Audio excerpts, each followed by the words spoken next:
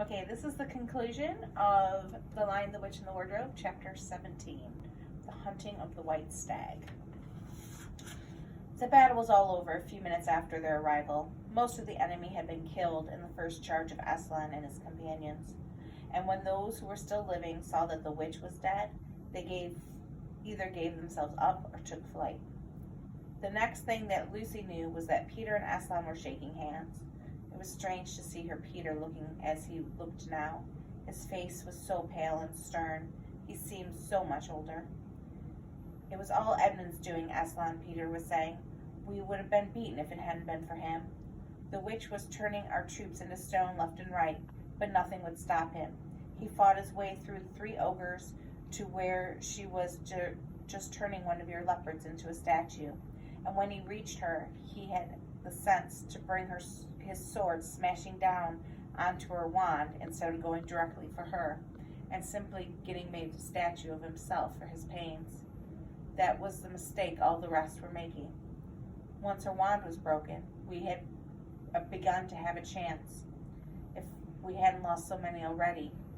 He was terribly wounded. We must go and see him now. They found Edmund in charge of Mrs. Beaver a little way back from the fighting line. He was covered with blood, his mouth was open, and his face was a nasty green color. Quick, Lucy, said Aslan. And then, almost for the first time, Lucy remembered the precious cordial that had been given to her as a Christmas present. Her hands trembled with so much that she could hardly undo the stopper, but she managed it in the end and poured a few drops into her brother's mouth. There are other people wounded, said Aslan, while she was still looking eagerly into Edmund's pale face and wondering if the cordial would work as a result. Yes, I know, said Lucy crossly. Wait a minute. Daughter of Eve, said Aslan in a graver voice. Others are also at the point of near death. Must more people die for Edmund? I'm sorry, Aslan, said Lucy, getting up and going with him. And for the next half hour they were busy. She attended to the wounded, while he restored those who had been turned to stone. Then, at last, she was free to come back to Edmund. She found him standing on his feet, not only healed from his wounds, but looking better than she had seen him that looked for ages. In fact, since his first term at that horrid school, which was where he'd begun to go wrong, he had become his real old self again, and could look you in the face. And there on the battlefield, Aslan made him a knight. Does he know, whispered Lucy to Susan, what Aslan did for him? Does he know what the arrangement with the witch was? Hush, no, of course not, said Susan. Oughtn't he be told, said Lucy. Oh, surely not, said Susan. It would be too awful for him. Think how you'd feel if you were he. All the same, I think he ought to know, said Lucy. But at first, that moment, they were interrupted. The night they slept where they were. How Aslan provided food for them all, I don't know. But somehow, and others found themselves all sitting down on the grass to a fine high tea at about 8 o'clock. Next day they began marching eastward downward the side of the great river, and the next day after that, at about tea time, they actually reached the mouth. The castle of Cair Paravel, on its little hill, towered above them. Before them there were sands with rocks and little pools of salt water and seaweed, and the smell of the sea in long miles of bluish-green waves breaking forever and ever on the beach. And, oh, the cry of seagulls. Have you heard it? Can you remember? That evening after tea, the 4 children all managed to get down to the beach again and get their shoes and stockings off and feel the sand between their toes. But next day was more solemn, for then, in the great hall of Cair Paravel, that wonderful hall with the ivory roof, and the west wall hung the peacock's feathers, and the eastern door, which looks towards the sea, in the presence of all their friends, and to the sound of trumpets, Aslan solemnly crowned them, and led them to the 4 thrones amid deafening shouts. Long live King Peter! Long live Queen Susan! Long live King Edmund! Long live Queen Lucy! Once a king or queen in Narnia, always a king or queen. Bear it well, sons of Adam. Bear it well, daughters of Eve, said Aslan.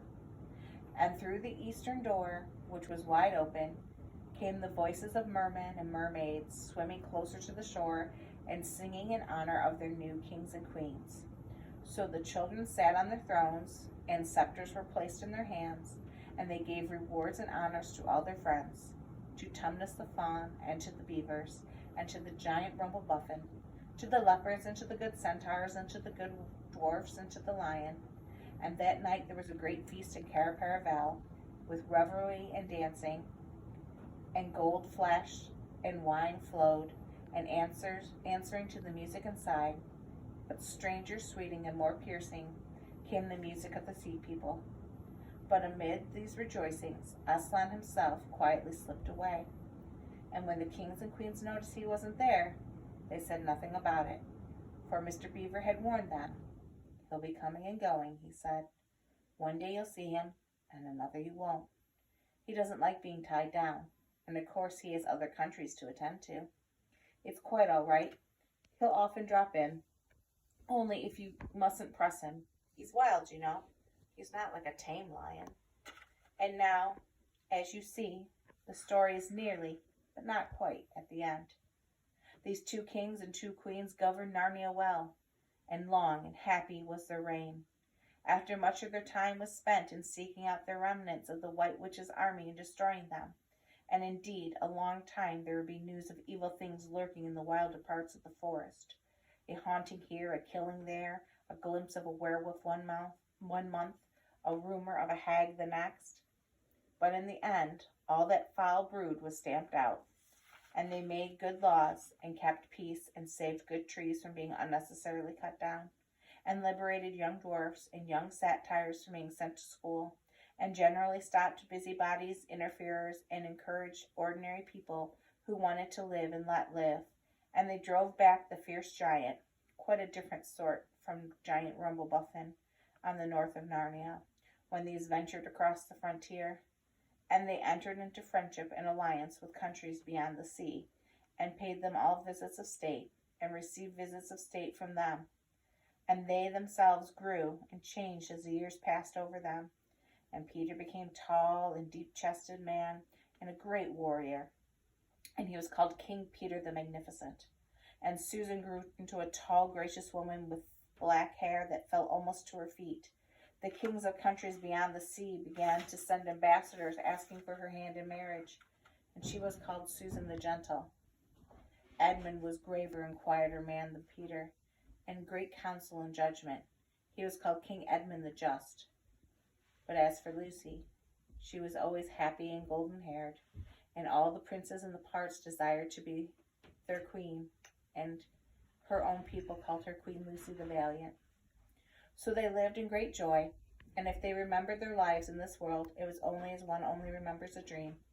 And one year it fell out that Tumnus, who was a middle-aged fawn by now, and beginning to be stout, came down the river and brought them news that the white stag had once more appeared in his parts. The white stag who would give you wishes if you caught him. So the 2 kings and 2 queens, with the principal members of the court, rode hunting with horns and hounds in the western woods to follow the white stag. And they had not hunted long before they'd found sight of him. And he led them on a great pace over rough and smooth, and thin and thick, till the horses of all the courtiers were tired, and only these 4 were still following. And they saw the stag in the middle of the thicket, where their horses could not follow. They said King Peter, for they talk quite different style now, having been kings and queens for so long. Fair consorts, let us now alight from our horses, and follow the beast into the thicket, for in all my days I have never hunted a nobler quarry. Sir, said the others, even so let us do. So they alighted, and they tied their horses to trees, and they went into the thick of the foot. As soon as they had entered it, Queen Susan said, Fair friends, here is a great marvel, for I have seen an iron tree, a tree of iron.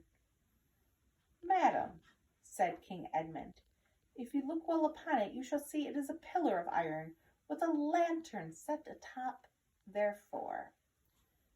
By the lion's mane, a strange device, said King Peter, to set a lantern here, where the trees cluster so thick about it, and so high above it, that if it should be lit, it would give light to no man.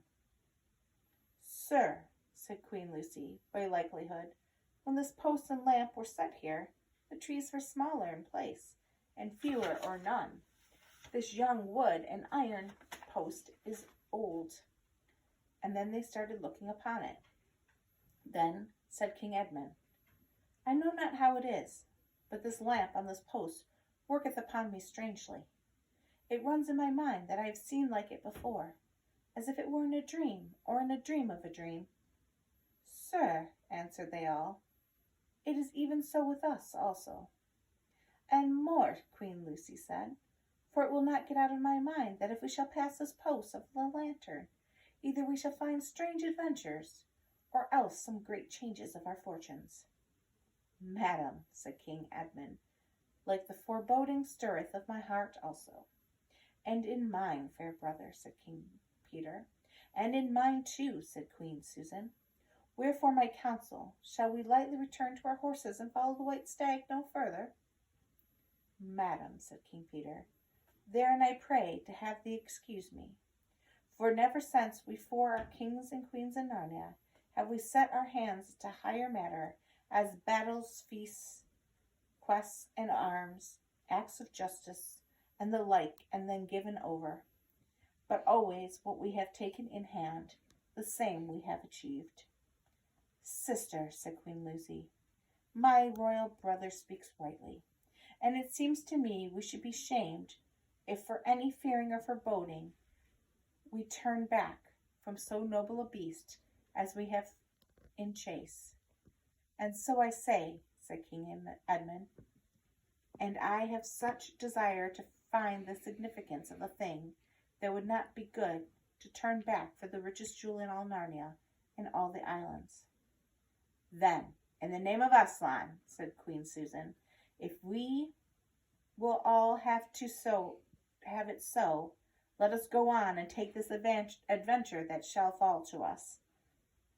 So these kings and queens entered the thicket, and before they'd gone a score of paces, they remembered that the thing they'd seen was called a lamppost, and before they'd gone 20 or more, they noticed that they were making their way, not through branches, but through coats.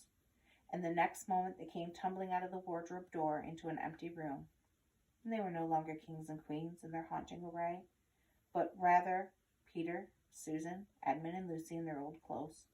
It was the same day, in the same hour of the day, in which all had gone into the wardrobe to hide. Mrs. Macready and the visitors were still talking in the passage, but luckily they never came into the empty room, so the children weren't caught. And that would have been the very end of the story, if it hadn't felt that they really must explain it to the professor why 4 of the coats in his wardrobe were missing. And the professor, who was a remarkable man, did not tell them not to be silly or not to tell lies, but believe the whole story.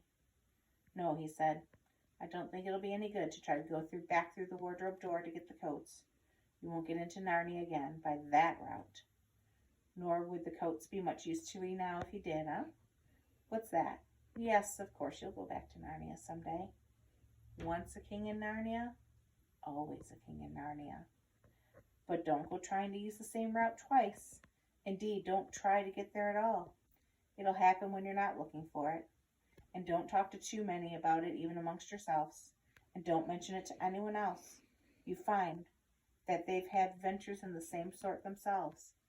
What's that? How will you know? Oh, you'll know all right. Odd things they'll say, even their looks.